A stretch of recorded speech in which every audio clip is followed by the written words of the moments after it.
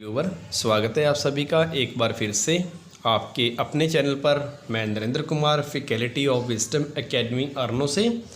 आज मैं आपके लिए इकोनॉमिक्स की क्लास +2 की जो टर्म सेकंड के एग्ज़ाम होने वाले हैं, तो उसके रिलेटेड आपको कुछ बेसिक कंसेप्ट जो मैं आपको कराने जा रहा हूँ। ये कंसेप्ट आपके सेकंड और जो आपका थर्ड चैप्टर है और जो आपका फोर्थ चैप्टर है, तो इन तीनों चैप्टर्स के अंदर आपको लगता है कि सबसे ज़्यादा कन्फ्यूज़न होती है। सेकंड चैप्टर की ऑलरेडी मैं जो वीडियोस की 5 पार्ट हैं वो अपलोड कर चुका हूँ, ये आपका चैप्टर कंप्लीट है। आज मैं थर्ड और जो फोर्थ चैप्टर आपका इकोनॉमिक्स का है उसकी कुछ बेसिक जो कंसेप्ट्स हैं जो आपको बार बार पेपर्स के अंदर डाउट्स क्रिएट कर रहे हैं, और उन डाउट्स को हम क्लियर करने की इस वीडियो के अंदर कोशिश करेंगे। तो स्टार्ट करते हैं। सबसे पहले आपको पहला पॉइंट पता होना चाहिए फैक्टर्स कि फैक्टर्स क्या होते हैं। इकोनॉमिक्स के अंदर जब भी किसी चीज़ की हम प्रोडक्शन करते हैं या इकोनॉमिक एक्टिविटी के अंदर जब भी हम प्रोडक्शन करते हैं, तो आपके लिए 4 फैक्टर इंपॉर्टेंट होते हैं। एक L, second L, third K and fourth E। और इससे आप काफ़ी अच्छी तरीके से रूबरू हैं। Land, labour, capital and entrepreneur, ये होते हैं आपके 4 फैक्टर ऑफ प्रोडक्शन। अब दूसरी टर्म आपके लिए इम्पॉर्टेंट है फैक्टर्स की इनकम। अब जो ये 4 फैक्टर हैं, इनकी जो इनकम होती है वो किस फॉर्म में होती है। जो आपकी लैंड है उसको मिलता है आपका रेंट, लैंड को मिलेगा रेंट। जो लेबर है उसको मिलेगा कंपनसेशन, और जो आपकी कैपिटल है इसको मिलता है इंटरेस्ट, और जो आपका एंटरप्रेन्योर है इसको मिलेगा प्रॉफिट। तो ये इनकी फैक्टर्स की इनकम बोलते हैं इसको, ठीक है। लैंड को रेंट मिलेगा, लेबर को कंपनसेशन मिलेगा, कैपिटल को इंटरेस्ट मिलेगा और एंटरप्रेन्योर कमाएगा प्रॉफिट। तो इनको बोलते हैं हम फैक्टर्स की इनकम। अब उसके बाद आपको तीसरी बात ये ध्यान रखनी है कि जो फैक्टर्स की इनकम होती है इसी को हम इकोनॉमिक्स के अंदर बोलते हैं अर्नड इनकम। अर्नड का मतलब वो इनकम जो आपने कमाई है, ठीक है। क्योंकि इनकम आपकी 2 टाइप की हो सकती है, एक आपकी इनकम अर्नड होती है और एक होती है आपकी ट्रांसफ़र इनकम। एक अर्नड इनकम होती है और दूसरी ट्रांसफ़र इनकम। अब ट्रांसफ़र इनकम के अंदर वो इनकम आती है जैसे कि आप एग्जांपल के तौर पर आपकी जो पेंशन होती है, जैसे कि ओल्ड एज पेंशन, सभी तरह की पेंशन नहीं, सिर्फ आप इसके अंदर मेनली याद रखोगे ओल्ड एज पेंशन, क्योंकि जो रिटायरमेंट की पेंशन होती है वो अर्नड होती है, इस बात का भी आपने ध्यान रखना है। इसी प्रकार से आपकी विडो की जो पेंशन होती है, ठीक है, तो इसको भी इसी के अंदर हम इंक्लूड करते हैं। ऐसे ही आपको सपोज़ करो गवर्नमेंट की तरफ से स्कॉलरशिप मिलता है, तो ये भी आपकी ट्रांसफ़र इनकम होती है। तो ये जितनी भी इनकम्स के कंपोनेंट्स हैं ये आपकी इनकम होती है ट्रांसफ़र इनकम। और आपने पॉइंट यहाँ से इंपॉर्टेंट नोट ये करना है कि नेशनल इनकम के अंदर हम कभी भी ट्रांसफ़र इनकम को इंक्लूड नहीं करते। हम नेशनल इनकम के अंदर सिर्फ कौन सी इनकम को इंक्लूड करते हैं, अर्नड इनकम को। तो ये बात आपको सबसे इम्पॉर्टेंट ध्यान में रखनी है कि जब भी हम अपनी कंट्री की नेशनल इनकम कैलकुलेट करेंगे तो उसके अंदर सिर्फ आपकी अर्नड इनकम अमाउंट ऐड होगी। जो ट्रांसफ़र इनकम है आपने वो बिल्कुल भी ऐड नहीं करनी। इसके बाद आपके लिए तीसरी बात ये इम्पॉर्टेंट है कि आपको ये क्लियर होना चाहिए कि आपकी कंट्री के नॉर्मल रेजिडेंट कौन से होते हैं। नॉर्मल रेजिडेंट का मतलब वो पर्सन जो किसी भी कंट्री में, चाहे वहाँ का उसका PR है या नहीं है, उसका आधार कार्ड या वोटर कार्ड बना, ये बात मैटर नहीं करती। नॉर्मल रेजिडेंट के अंदर ये बात सबसे इम्पॉर्टेंट मैटर करती है कि आप उस कंट्री में 1 साल या 1 साल से ज़्यादा समय आपको वहाँ पर रहते हुए हो चुका है। कोई भी पर्सन जो किसी कंट्री में कॉन्टीन्यूसली 1 साल या 1 साल से अगर ज़्यादा रह रहा है तो वो उस कंट्री का नॉर्मल रेजिडेंट की पहली कंडीशन को पूरा कर लेगा। अब दूसरा कंडीशन ये है कि उस पर्सन का उस कंट्री की जो इकॉनमी है उस इकॉनमी के अंदर उस पर्सन का इंटरेस्ट होना चाहिए। तो नॉर्मल रेजिडेंट बनने के लिए एक तो आपको उस कंट्री के अंदर 1 साल या 1 साल से ज़्यादा रहना पड़ेगा, और दूसरा आपको उनकी इकॉनमी के अंदर इंटरेस्ट होना चाहिए, ठीक है। तो ये 2 कंडीशन जो पर्सन पूरी कर देता है वो उस कंट्री का नॉर्मल रेजिडेंट बन जाएगा। एक्सेम्पशंस क्या हो सकते हैं इसके अंदर, देखिए एक्सेम्पशंस का मतलब ये कहाँ पर अप्लाई नहीं होता। तो सबसे पहले ये अप्लाई नहीं होगा कि अगर कोई पर्सन मान लो कि किसी देश के अंदर मेडिकल ट्रीटमेंट करवाने के लिए गया है तो उसको हम इसके अंदर इंक्लूड नहीं करेंगे, ठीक है। और दूसरा, इसके साथ आपके जो पर्सन किसी कंट्री में स्टडी करने के लिए गया है तो ये 2 पर्सनस को हम इसके अंदर इंक्लूड नहीं करते, ये कभी भी नॉर्मल रेजिडेंट की फॉर्म में नहीं आएंगे, ठीक है। तो ये इसके एक्सेम्पशंस हैं। तो ये होते हैं नॉर्मल रेजिडेंट। अब नॉर्मल रेजिडेंट के बाद आपको ये बात ध्यान रखनी है कि आपकी इनकम दो टाइप की होती है, एक आपकी होती है नेशनल इनकम और दूसरी आपकी होती है डोमेस्टिक इनकम। इन दोनों में आपका बेसिक डिफरेंस देखिए क्या होता है। जो नेशनल इनकम है और जो डोमेस्टिक इनकम है, इसके अंदर आपका बेसिक डिफरेंस ये होता है कि कोई भी पर्सन जो किसी कंट्री में नॉर्मली 1 ईयर से ज़्यादा रह रहा है, जिसको हमने कौन सा रेजिडेंट बोला, हमने इसको बोला नॉर्मल रेजिडेंट। तो इसमें सिर्फ हमारे कौन से इंक्लूड होंगे, ये सिर्फ उन पर्सनस की इनकम इंक्लूड है जिसके अंदर हमारे नॉर्मल रेजिडेंट आएंगे। मतलब नेशनल इनकम के अंदर सिर्फ हम उन व्यक्तियों की इनकम ही ऐड करेंगे जो किसी कंट्री में कॉन्टीन्यूसली 1 ईयर या 1 ईयर से ज़्यादा समय उनको रहते हो गया। सिर्फ उन व्यक्तियों की इनकम को ही हम क्या बोलते हैं, नेशनल इनकम। लेकिन जो डोमेस्टिक इनकम होती है, डोमेस्टिक इनकम के अंदर आपके वो पर्सन तो इंक्लूड है ही हैं जो आपकी कंट्री में कॉन्टीन्यूसली 1 साल या 1 साल से ज़्यादा रहते हो गया। तो इसके साथ साथ आप उन व्यक्तियों को भी इसके अंदर इंक्लूड करोगे जो आपकी कंट्री के अंदर 1 साल से कम समय से रह रहे हैं। मतलब कि जैसे कोई पर्सन इंडिया के अंदर बाहर से आया, किसी कंट्री से, रेस्ट ऑफ वर्ल्ड से, और वो भारत के अंदर 6 महीने रह के गया, ठीक है। और एक पर्सन जो बाहर से आया वो 2 साल से रह के गया। अगर हम 2 साल वाले व्यक्ति की या मान लो कि 1 साल वाले व्यक्ति की ही इनकम ऐड करें तो वो आपकी इनकम होगी सिर्फ नेशनल, क्योंकि हमने इसके अंदर सिर्फ कौन से रेजिडेंट ऐड करें, आपके नॉर्मल। अगर हम इस 6 मंथ वाले व्यक्ति की भी इनकम को ऐड कर दें तो इन दोनों को मिला के हमारी कौन सी इनकम निकलेगी, डोमेस्टिक। तो ओवरऑल कंसेप्ट ये है कि नेशनल इनकम के अंदर सिर्फ उन व्यक्तियों की इनकम ऐड होती है जो 1 साल से भारत में रह रहे हैं, और इसमें उनकी भी होगी जो साल से कम भारत में लगा के गए हैं, हम इसको भी इसके अंदर इंक्लूड करते हैं। यही दोनों में एक बेसिक डिफरेंस होता है, आपकी डोमेस्टिक इनकम और दूसरी आपकी नेशनल इनकम। उम्मीद करता हूँ कि आपको ये कंसेप्ट क्लियर होगा। 1 साल वाले और 1 साल से कम वाले दोनों को ऐड कर दिया तो डोमेस्टिक, लेकिन अगर सिर्फ 1 ईयर वाले ऐड करोगे, उसमें लेस देन 1 ईयर वाले नहीं करते, तो आपको बोलोगे इसको नेशनल इनकम। अब उसके बाद एक पॉइंट आपने याद रखना है कि जो इनकम होती है वो हमेशा हमारी क्या होती है, अर्नड होती है। और अर्नड करने के लिए हमारे पास क्या होते हैं, फैक्टर्स। और फैक्टर के द्वारा जो भी पैसा कमाया जाता है उसी को हम बोलते हैं हमारी कंट्री की अर्नड इनकम, ठीक है। तो अर्नड इनकम किसकी होती है, फैक्टर्स की। तो ये बात भी आपको ध्यान रखनी है। तो अब यहाँ से हम लिखते हैं सबसे पहले कि जो आपकी कंट्री की नेशनल इनकम होती है उसकी डेफिनेशन क्या है।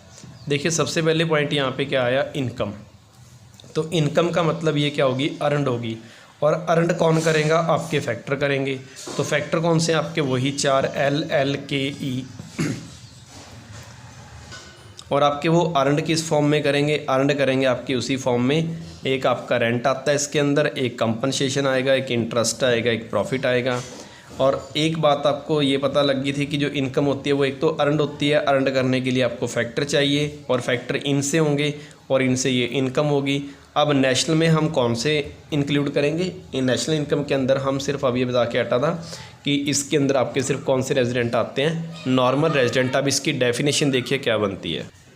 तो इसकी डेफिनेशन लिखेंगे कि it is the sum of earned income. Sum का मतलब होता है टोटल, जितनी भी इनकम अर्नड करी है, क्योंकि आपको पता है कि जो इनकम होती है वो हमेशा आपकी क्या होती है, अर्नड होती है।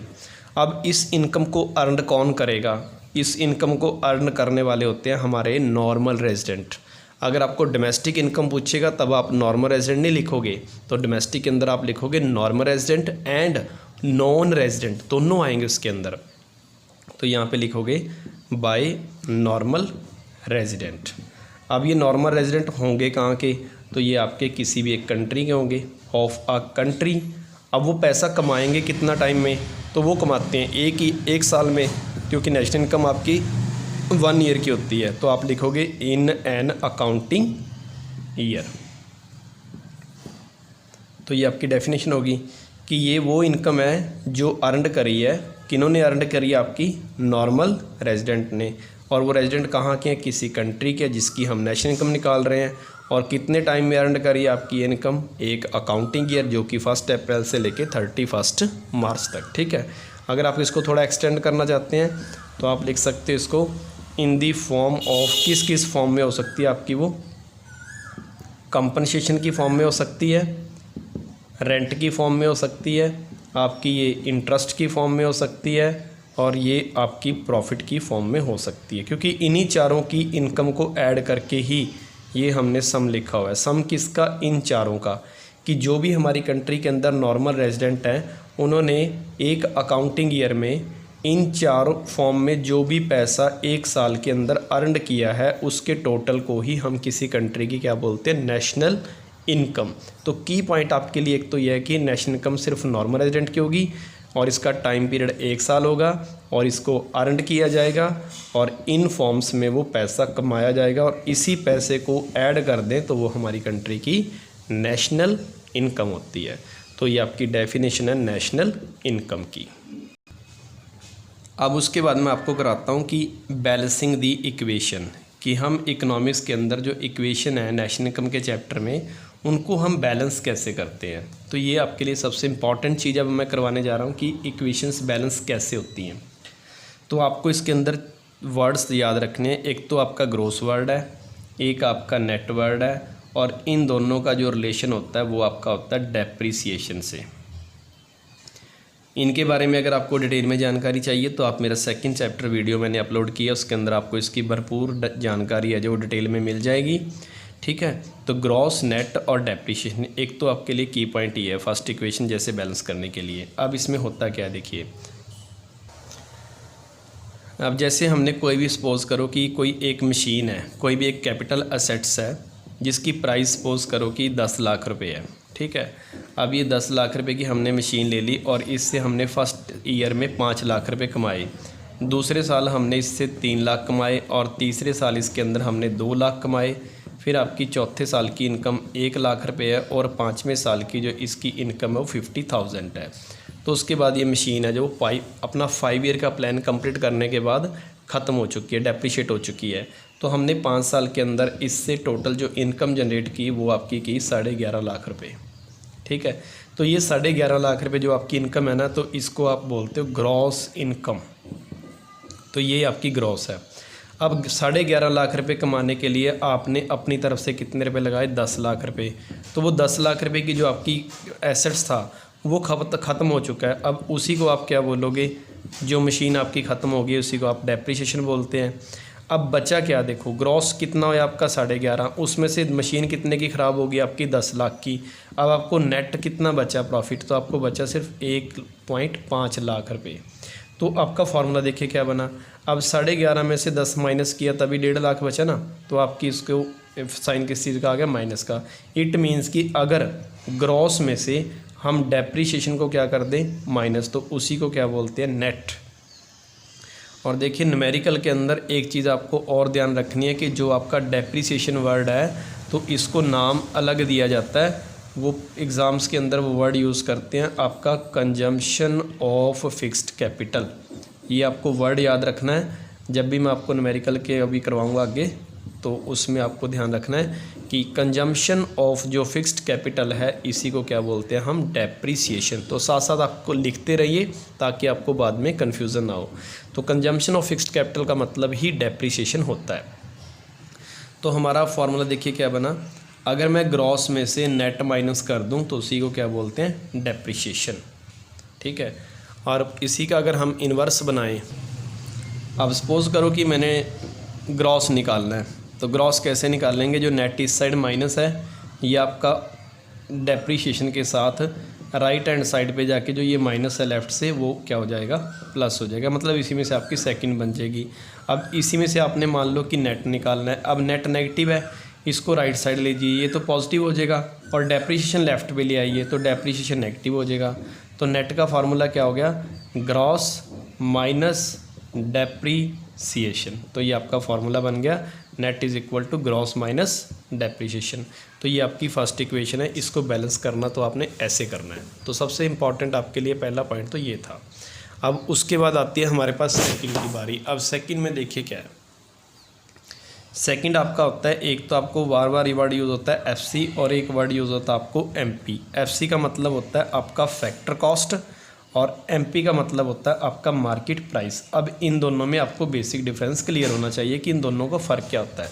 फैक्टर कॉस्ट का मतलब होता है कि जितने आपके पास प्रोडक्शन के फैक्टर हैं, जैसे लैंड, लेबर, कैपिटल और एंटरप्रेन्योर, इनका खर्चा क्या आया। अब देखिए, जैसे मान लीजिए ये एक फैक्ट्री है और यहाँ पे आपकी मार्केट है, ठीक है, यहाँ पे आपकी मार्केट है और यहाँ पे आपकी फैक्ट्री है जहाँ पर वो प्रोडक्ट तैयार हुआ। अब फैक्ट्री में हम फैक्टर की कॉस्ट क्या देंगे, आपके जैसे फैक्टर है लैंड, लेबर, कैपिटल और एंटरप्रेन्योर। अब इन चारों को हमने जैसे रेंट दे दिया, कंपनसेशन दे दिया, इंटरेस्ट दे दिया, प्रॉफिट दे दिया, तो ये जो हमने पैसा दिया ना किसी फैक्टर का, तो उसी को हम क्या बोलते हैं, फैक्टर कॉस्ट। ये चारों को अगर ऐड कर दे तो यही किसी की होती है फैक्टर कॉस्ट। अब जब ये चीज़ फैक्ट्री में तैयार होती है तो उसके बाद इसको मार्केट में हमने सेल करने के लिए लेके जाना है, तो डायरेक्टली तो ये मार्केट में नहीं जा सकती।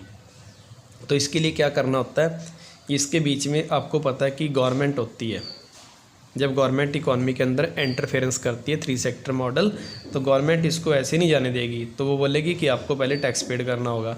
तो इसके अंदर गवर्नमेंट क्या लगाती है, इनडायरेक्टली टैक्स लगाती है, इनडायरेक्ट टैक्स लगाती है, क्योंकि डायरेक्ट टैक्स है जो वो मार्केट प्राइस पे ही होता, क्योंकि इसको शिफ्ट किया जा सकता है।